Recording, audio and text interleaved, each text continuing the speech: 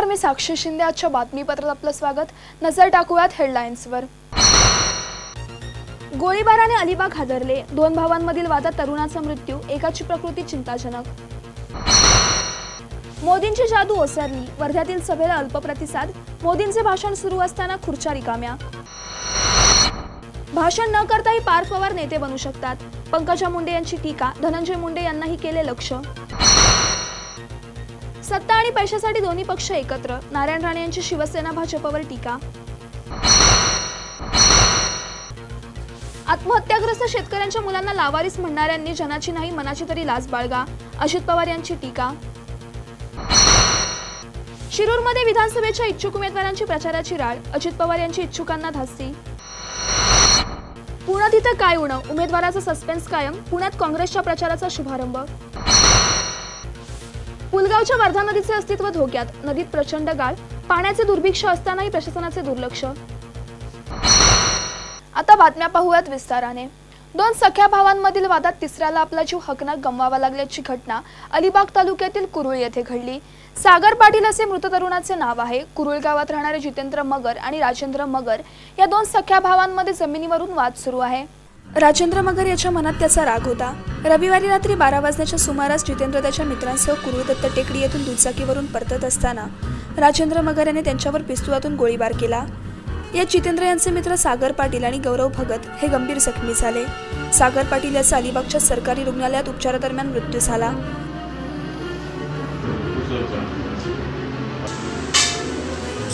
तर गंभीर जखमी गौरव भगत यास उपचारासाठी मुंबईत हलवण्यात आले आहे। पोलिसांनी या प्रकरणी राजेंद्रचा साथीदार निलेश वाघमारे याला ताब्यात घेतले असून राजेंद्र आणि त्याचा अन्य एक साथीदार फरार आहे।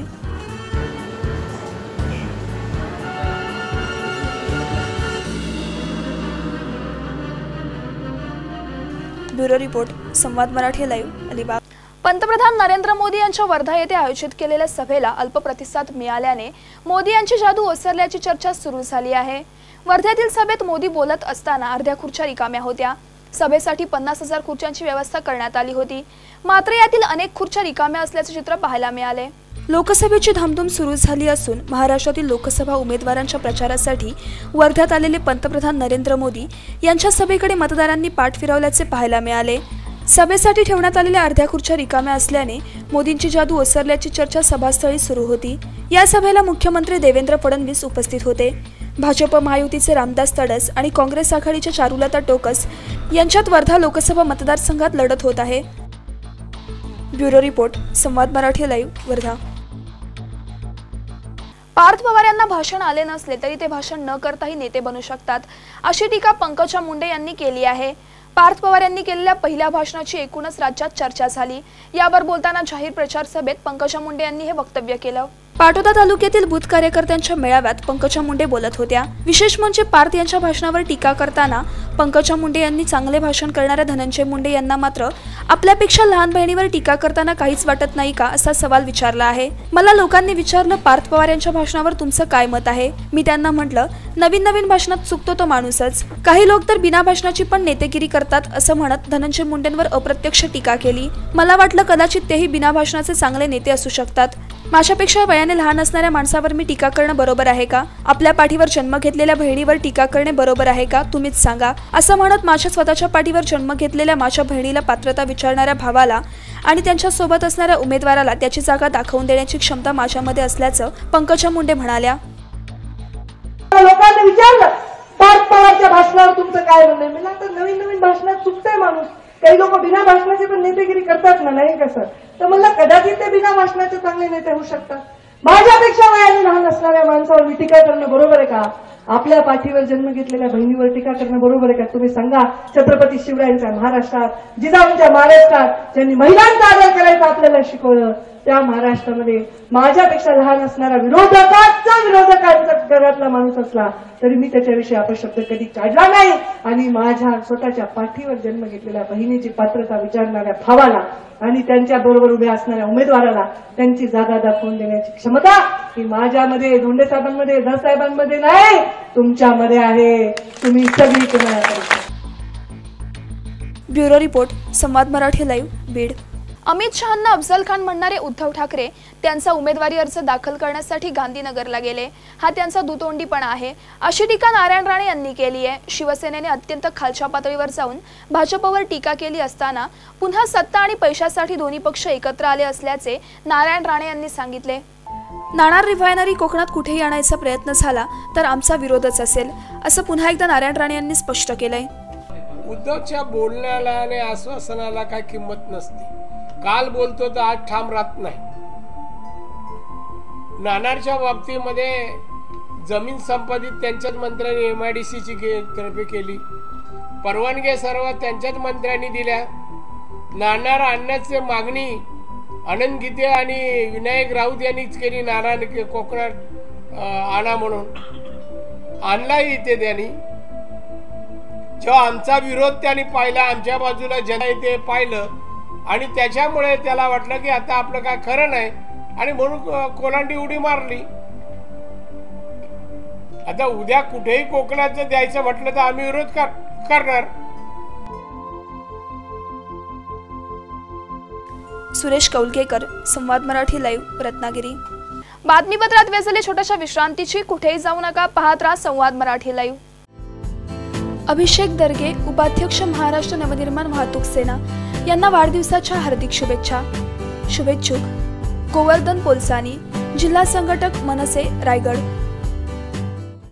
विश्रांतीनंतर बातमीपत्रात आपलं पुन्हा एकदा स्वागत. पाहूयात उर्वरित घडामोडी.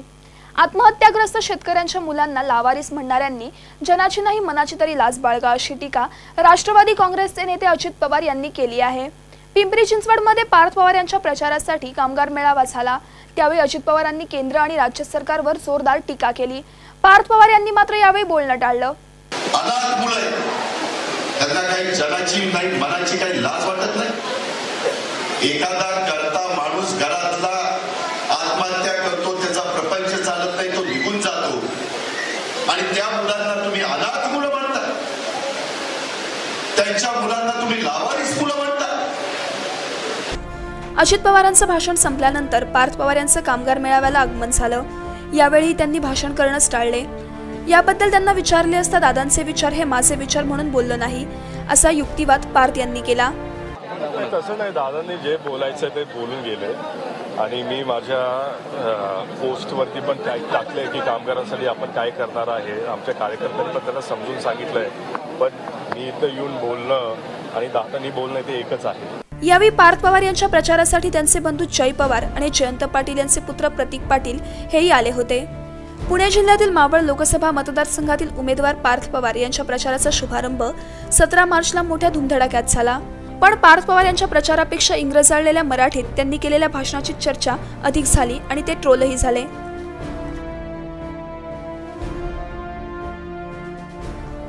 ब्युरो रिपोर्ट, संवाद मराठी लाईव्ह, पिंपरी चिंचवड.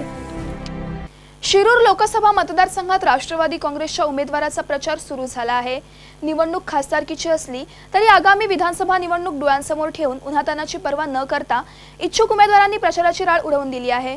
आपल्या विधानसभा मतदारसंघातून मताधिक्य मिळवून दिले नाही तर अजित पवार विधानसभेचे तिकीट कापतील अशी धास्ती या इच्छुकांना असल्याने प्रचार करण्याची स्पर्धाच विधानसभेच्या इच्छुकांमध्ये लागली आहे. 2008 मध्ये शिरूर लोकसभा मतदारसंघ अस्तित्वात आला. यानंतरच्या 2009च्या लोकसभा निवडणुकीत शिवसेनेचे शिवाजीराव आढळराव पाटील निवडून आले. 2014च्या निवडणुकीतही आढळराव पाटील पुन्हा जिंकले. त्यांच्या विजयाची आणि राष्ट्रवादीच्या पराभवाची मालिका खंडित करण्यासाठी राष्ट्रवादीने यावेळी अमोल कोल्हे यांना उमेदवारी दिली आहे. शिरूर लोकसभा मतदारसंघातल्या 6 विधानसभा मतदारसंघातल्या स्थानिक नेत्यांनी एक दिलाने काम करावे अशी सूचना अजित पवार यांनी दिली आहे. त्यामुळे शिरूर हवेली मतदारसंघातले माजी आमदार ॲडव्होकेट अशोक पवार प्रचाराला लागले आहेत. याच मतदारसंघातून आमदारकीसाठी इच्छुक असणाऱ्या माजी जिल्हा परिषद अध्यक्ष प्रदीप कंद यांनीही हिरिरीने प्रचारात भाग घेतला आहे. ॲडव्होकेट पवार यांच्याऐवजी आमदारकीचे तिकीट आपल्यालाच मिळाले पाहिजे असा कंद यांचा प्रयत्न आहे. ही खासदारकीची निवडणूक असतानाही काही नेते आमदारकीसाठी प्रचार करत असताना दिसत आहेत. ब्युरो रिपोर्ट, संवाद मराठी लाईव्ह, शिरूर. पुण्यात तिथं काय उणं असं का म्हणतात याचा प्रत्यय पुन्हा एकदा आला आहे. एकीकडे काँग्रेसच्या पुण्याच्या लोकसभा उमेदवाराचा तिढा कायम आहे. उमेदवाराचं नाव अजून जाहीर झालेलं नाही. तर दुसरीकडे पुणे काँग्रेसने मात्र लोकसभा निवडणूक प्रचाराचा शुभारंभ केला आहे. ग्रामदैवत कसबा गणपतीच्या दर्शनाने काँग्रेसने पुण्यातील प्रचाराची सुरुवात केली। त्यानंतर रॅली काढण्यात आली। मात्र मत कुणासाठी मागणार आणि प्रचार कुणाचा चाललाय हा प्रश्न कार्यकर्त्यांसमोर होता। इच्छुक उमेदवार अरविंद शिंदे, प्रवीण गायकवाड या रॅलीत सहभागी झाले होते। उमेदवार ठरला नसला तरी आमचे ध्येय ठरले आहे, असं काँग्रेसचे शहराध्यक्ष रमेश बागवे यांनी सांगितलं। राष्ट्रवादी काँग्रेसचे नेते आणि कार्यकर्ते देखील यावेळी उपस्थित होते।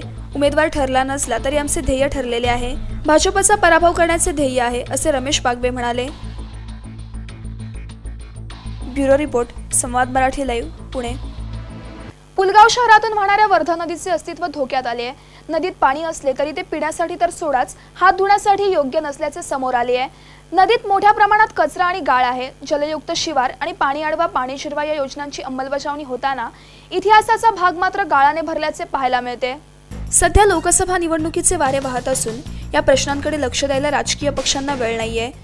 जिल्ह्यात पाण्याची टंचाई निर्माण झाली असून नदीची सफाई झाली असती तर या पाण्याचा उपयोग पिण्यासाठी झाला असता, असे जाणकारांचे मत आहे। योगेश कांबळे, संवाद मराठी लाईव्ह, वर्धा। बातमीपत्रात वेळ झाली इथेच थांबण्याची। पुन्हा भेटूयात पुढील बातमीपत्रात। तोपर्यंत नमस्कार।